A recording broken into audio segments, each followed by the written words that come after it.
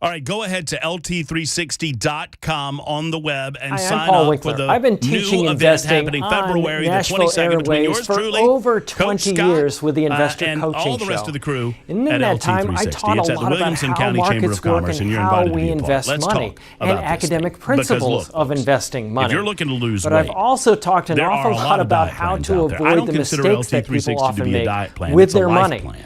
Think about Coach it. A lot of Scott people has sold developed out of the plan market at the that can worst get you time to when sell your COVID health, struck, which is, or look, when TARP losing happened, the weight Troubled doesn't Asset necessarily Relief mean you're Program, getting or healthier. gold. And They I know invested from in that personal at the worst experience. time. I got down a few years ago to Bailing out of the 195 market because pounds. they My were wife told me worried I didn't about look healthy because I Y2K or wasn't really healthy. 9/11 I or was starving jumping myself. into energy Well, stocks Coach or Scott doesn't jumping believe into in that, but he does cryptocurrency. believe in getting you One on of a the health things that I path like that to is do going is to educate lose investors weight because for you. I believe and that it the becomes more a residual educated impact. you are, But you get the more healthy on the confident cellular you are, level. and the more You learn confident how to you are, eliminate the all more of the medicines successful or you some can of the be medicines as that an investor. you have in Now, your I daily not only life. do I mean, that Coach on our Scott's got it radio going on, show, but and we it takes a do that dinner in our and discussion to offices talk about it. around the It's free to Nashville you. region. All you have to 10 do is sign up. offices. I'll be there, To and I hope learn to see more you there. about our approach to investing and LT360.com. That's financial planning, go to LT360.com. Dinner and discussion paulwinkler.com with Coach and set Scott up a free 15-minute phone call. Or you can call 615-851-1950.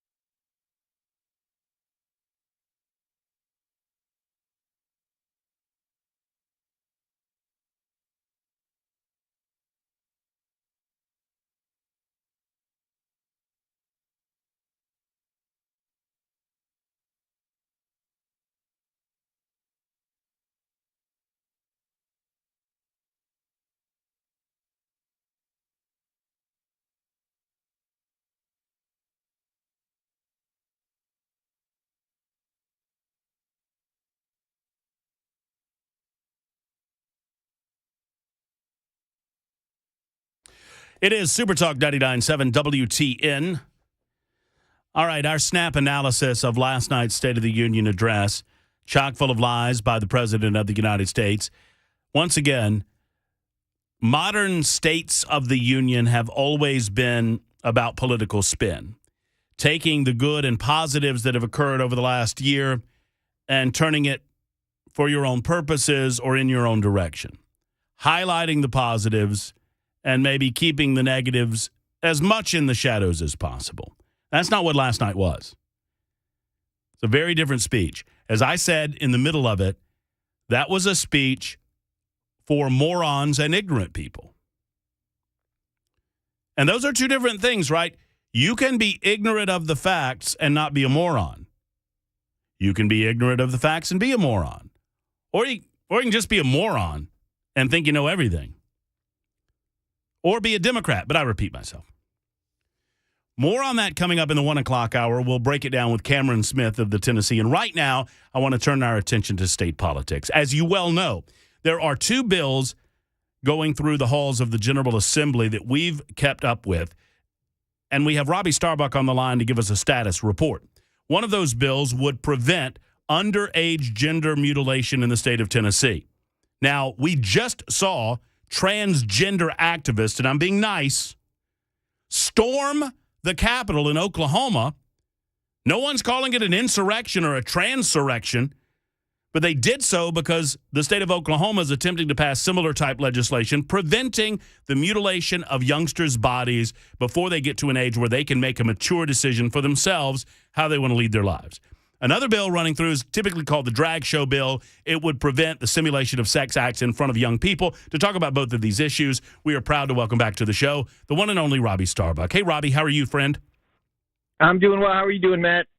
Fabulous. Good to talk with you. Did you watch any of that presidential address last night? Give me your analysis real quick. Unfortunately, I did, and I think you kind of hit the nail on the head. In fact, when you were talking about it being a speech for stupid people, I saw something that I thought was pretty brazen to admit yesterday. Keith Olbermann, I don't know if y'all remember him, crazy guy, he used to be on MSNBC. Oh, yeah. And he actually said, stupid people vote, and Democrats need and want those votes. And that's who this speech is for. So they're even admitting this, that it was, just chock full of not just lies, but so brazen that only somebody ignorant of the process and what's going on could believe some of the things he said. I will say, Biden made one big mistake, though.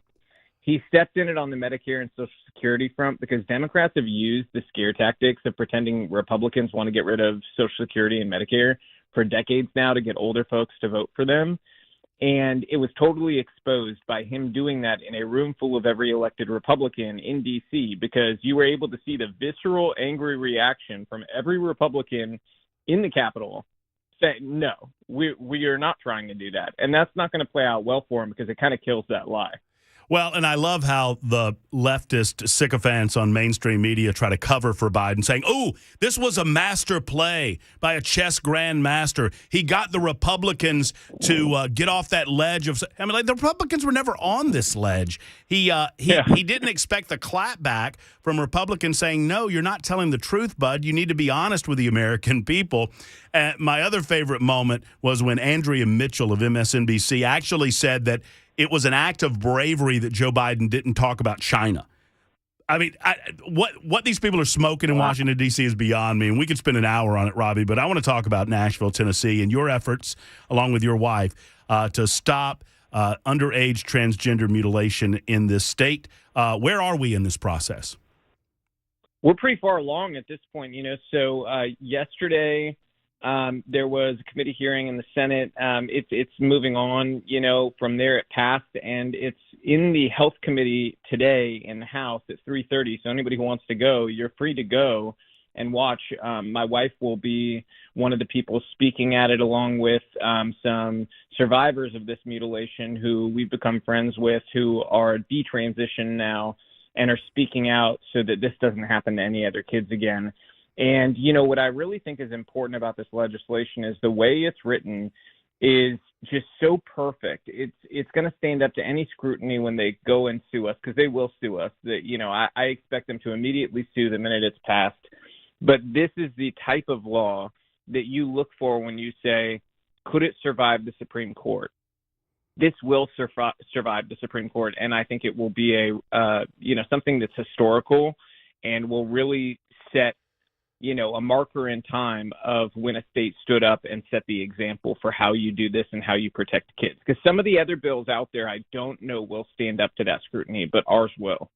I'm sad to report that real journalism is so rare, even in the state of Tennessee nowadays, Robby. And I wish that we had a better publication out of the Tennessean, but we don't. And I'm looking at the headline that they have up discussing this matter, and the headline is Tennessee bill banning trans youth health care passes Senate committee. It's just a lie.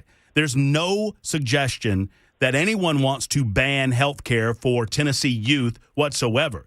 But if you're asking, should we ban the possible mutilation of young people prior to them being able to consent to certain surgical procedures. Well, yeah, that's exactly what we're doing, because we recognize that young minds at the age of 13 and 14 can't make these permanent life-altering decisions, and you're going to cause further problems down the road. Do you get frustrated with the media presentation of what you're trying to accomplish and what so many of us in Tennessee are trying to accomplish to protect Tennessee youth? I do get frustrated, but then I look at my analytics and I realize that more people are listening to people like me than are listening to the Tennesseans. And that's just the truth. So then I'm sort of, my heart gets a little warmer at that point, and I go, you know what, people are generally starting to see through the lies. And just to drive home the point that you made, the most effective therapy, and this is not my opinion, this is a scientific fact backed by every single study. We've presented it in the health committees. I had doctors go, I had, professionals, everybody go in and make this point for us. And that's that psychotherapy is the most effective way to treat gender dysphoria. It always has been, always will be, bar none. And that's something that they just can't get past. And here's the issue. When they say we're trying to ban trans health care for youth, what we're actually trying to ban is a lifelong, set of complications that these kids do not understand. If you ask a 15-year-old today, do you want to have kids when you grow up? You're going to have a bunch of them say, absolutely not. In fact, the idea of having kids when I was 15 sounded kind of crazy, because when you're 15, you're not really thinking about when you're going to be a dad, okay, or when you're going to be a mom. I mean, some kids are, but let's be honest, a lot of kids are more focused on, their friends and having fun and things along those lines. And they can't possibly commit to a procedure that could make them infertile because they don't understand how badly they may want to have kids later on. And one of the things, breaks my heart is I had Chloe Cole recently in my house, and we had just a heart-to-heart conversation. And for people who don't know, she's somebody who had a double mastectomy when she was, only 14 or 15. She was on all these hormones, puberty blockers, and she broke down crying to me because she didn't know that she wanted to have kids one day, and now she has that maternal instinct, and she's only, about to be 19 soon, and she already feels it of wanting to be able to have kids, and the terror she has of not knowing if she will be able to, and the very real possibility that she won't is something that she couldn't fathom at that age. And the fact that any adult would stand up and scream at us, I mean, these people are literally, they look like demons when they do that. They're screaming at us that we're these evil people for trying to protect kids from a future where they're infertile and don't have the most beautiful blessing that anybody can have. I don't care if you're a Democrat or Republican. The most beautiful thing about our lives is our families. And to rip that away from a kid, I can think of very few things that are more evil than that. And the fact that they can get as angry as they do at us for wanting to give kids that choice when they become an adult just blows my mind. Well, and I thought of this last night thinking about the interview today, Robby, and I looked it up. No state in the union allows a young man under the age of 18 to get a vasectomy because we recognize if I'm 16 years of age, and you kind of brought it up, if I'm a young man, 16, and I say, I'll never want to have kids, I don't want to have kids, I want to have a vasectomy so I don't have to worry about it, so I can have sex, and I don't have to. Doctors will not do that because they recognize that you are not of an age to make that sort of decision. And doctors are loath to give young males under the age of 25 a vasectomy because they recognize that they might change their mind in the decision-making process, because typically doctors along this line recognize that they first do no harm and then they can make decisions individually on a case-by-case basis. And we have lost our minds with regard to this gender mutilation stuff to the point that they can present to us, you and I, no legitimate scientific data that indicates that what they claim is a life-saving technique saves any lives. As a matter of fact, I would argue that down the road we're going to see that you're creating suicide rates unforeseen in American society because of some of this gender reassignment nonsense. Well, yeah, let me just jump in on that. In fact, the one thing you will hear consistently from these people is they will bring up the Trevor Project and the Trevor Project having a quote-unquote study that says that, kids are more suicidal if you don't give them the surgeries, you don't give them the hormones, so on and so forth. What they don't tell you is something called convenience sampling. They are depending on you being ignorant of the scientific process and being ignorant of how this all works. They did a convenience sampled, not even a study, it was a survey of people who were signed up through the Trevor Project. So you're taking a narrow group of people who already have a very specific view on things through a political lens, and you're asking them political questions. What answers do you think? In fact, the argument that they made in one of these hearings was that if you're transgender, you deserve these surgeries, because if you don't give this to the child, they will commit suicide. And here's what I say back to them. Every single study done on this shows that people with anorexia have a higher suicide rate than trans kids do, okay? And yes, there are a lot of mental health issues for these trans kids, and that's why the suicide rate is higher than the average. But among anorexia, it's even higher. Is the answer then for us to give liposuction surgeries to every kid with anorexia? Absolutely not. And me saying it, everybody listening right now recognizes how insane that sounds, okay? That is what they're asking for. They're asking for us in the Bible Belt to go and essentially give liposuction to anorexic kids. It's the same thing. And honestly, it's worse because we're cutting off their genitalia and we're creating problems that will last for their entire adult life. It blows. Well, no, it's unbelievable that we've gotten to this point, and I truly believe that we've reached a stage in these conversations where, like Sarah Huckabee Sanders said last night, it's really a conversation between the sane and the insane at this stage of the proceedings. Well, you know what? Go ahead. I want to add to that. This is not partisan. I have had Democrats reach out to me, and everybody knows I'm very, very conservative. I have had Democrats reach out to me who are just average voters and say, hey, I disagree with you on a whole host of other issues, but you are absolutely right on this, and we support what you're doing 100% and what your wife's doing. And that's where we're at. I mean, it really is a fight of the sane versus the insane, not right versus left. And so, you know, I'll have those disagreements on other policies, but I'm happy to take as many Democrats over as we can on this issue and see that there's some sanity that we can agree on, you know? Robby, you know me well enough to know that I have a wide libertarian streak when it comes to government involvement in the daily lives of people. And I had a little consternation about what is being called the drag show bill at the jump. Jack Johnson's been on and described it to me, and he calmed my fears. It's a very specifically and narrowed and tailored bill to stop some of these nonsense sexual displays in front of young people across the state of Tennessee.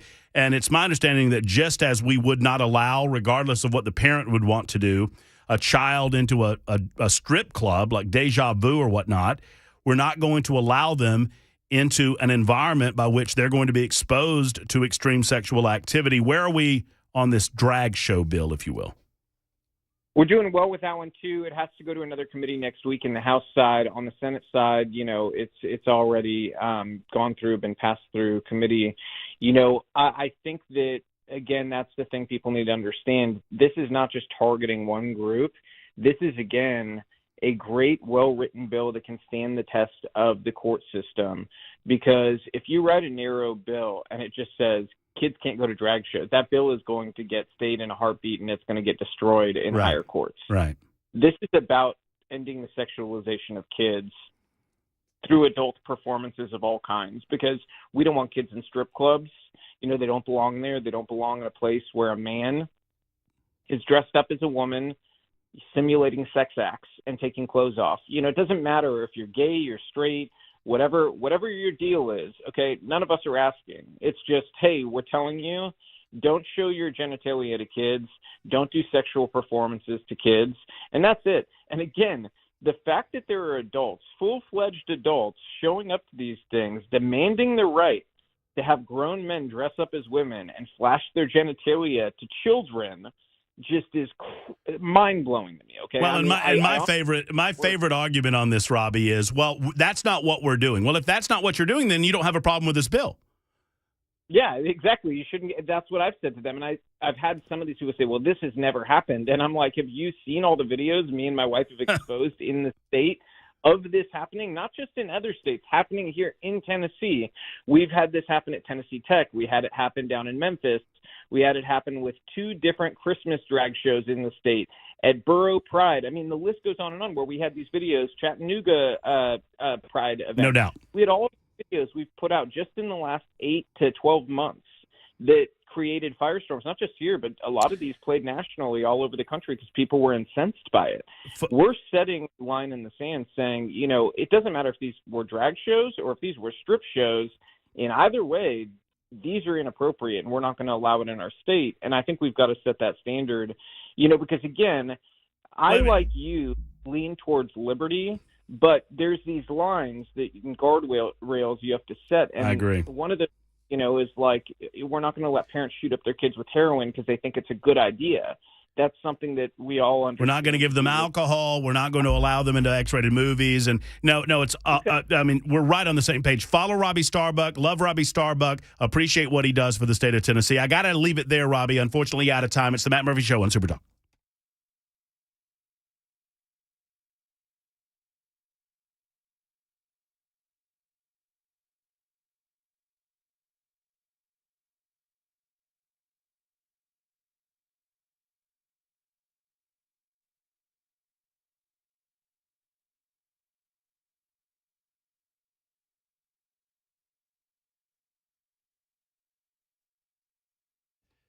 Hey, friends, it's Matt Murphy. Let's talk a moment about your workplace or your place of business or maybe your school or your church. Is it secure? Do you know if it's secure?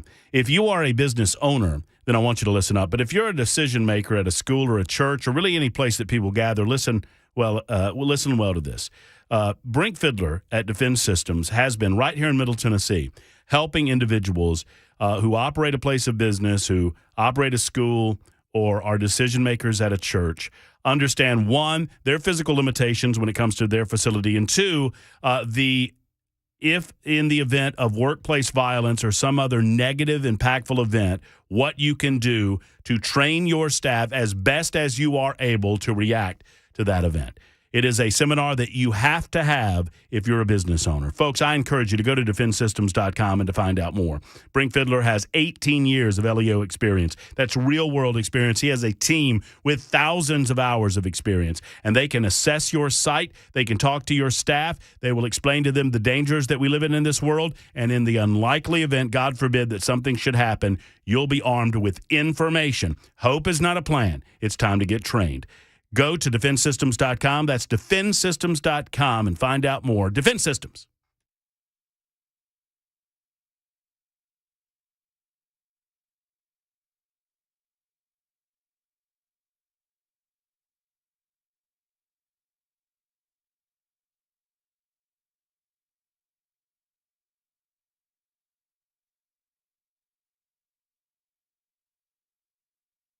Hi, I'm Paul Winkler. I've been teaching investing on Nashville airwaves for over 20 years with the Investor Coaching Show.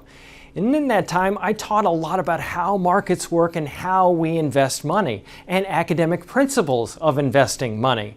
But I've also talked an awful lot about how to avoid the mistakes that people often make with their money.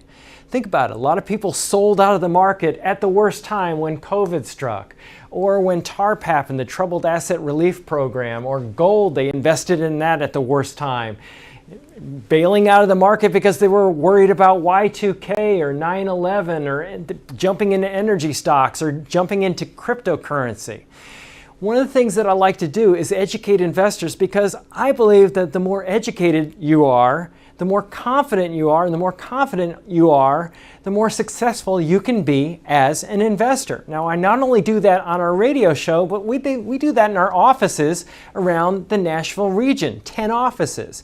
To learn more about our approach to investing and financial planning, go to paulwinkler.com and set up a free 15-minute phone call, or you can call 615-851-1950.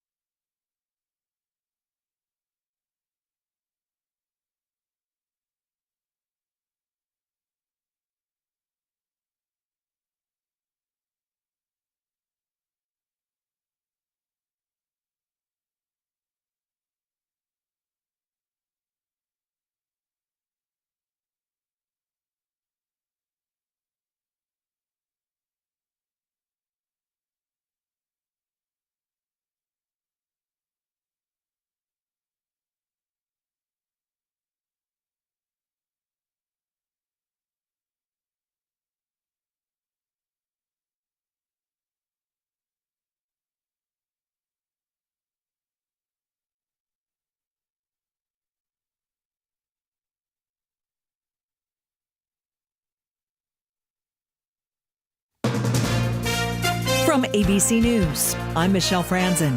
The House Intelligence Committee hearing today on Capitol Hill, focusing on national security in the wake of the Chinese spy balloon that traveled across the country before the military shot it down last weekend. It comes a day before the Biden administration is set to brief Congress about the incident. Former Principal Deputy National Intelligence Director Sue Gordon calling that spy balloon a metaphor for the Chinese government's potential threat to the U.S. They are massively capable, and they show massive moments of lack of judgment. And what that means is we are sitting on a line where any miscalculation can lead to bad effect. Former CIA Director David Petraeus with recommendations for the House Intelligence Committee. What we need to do is steal secrets and recruit sources. And do it in every domain. Justin Finch, ABC News, Washington. President Biden in Wisconsin this hour, continuing his theme to build on job growth from his State of the Union address last night. He's delivering a speech to workers at a training center in DeForest, just outside Madison, talking about boosting manufacturing in the U.S. Last night I reported on the State of the Union. It is strong. It is strong. And it's strong because of you. The president also sending condolences to those in Turkey and Syria following this week's earthquake. The death toll soaring to more than 11,000, and it's expected to keep climbing. ABC's Marcus Moore is in southeastern Turkey, where crews are still searching for survivors. These teams have been working around the clock because they know that if it goes on any longer, that the chances of survival begin to dwindle. And in the midst of that work, not only are they dealing with the rubble here, the people who are trapped are also enduring the elements. It has been incredibly cold here in Turkey and in Syria. On Wall Street, stocks are down this afternoon over the latest round of earnings report. You're listening to ABC News.